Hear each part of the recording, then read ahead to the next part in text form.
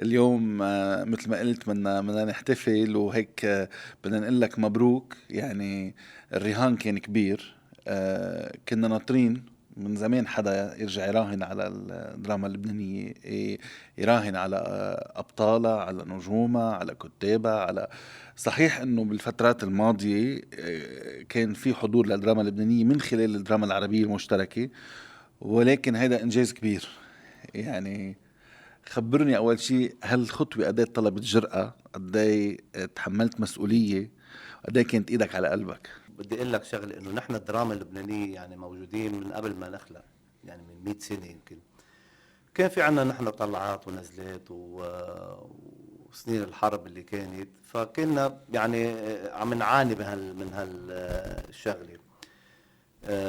خلال فترة العشر سنين الماضوا كنا نحن عم نقدر نحاول نرمم لنوصل للمرحلة اللي وصلنا لها اليوم، بالأعمال المشتركة اللي أنا فخور عملتها وشاركت فيها لليوم، بالدم، اللي عمل حالة جماهيرية كبيرة نعم.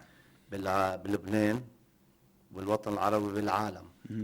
فأنا فخور بنجومنا، فخور بفيليب أسمر، بنادين جابر، بماجد بغصن، بجولي قصار، باسم غنية، بديع أبو شقرة، جسي عبدو، ماريلين نعمان، رولا بقسماطي، كتير بديش انسى حدا. بديع ابو شقرة ما بعرف اذا ذكرته. قلته. فكارول سينتيا. عبود، سينتيا كرم اللي كانت بنبونة العمل. فعلا.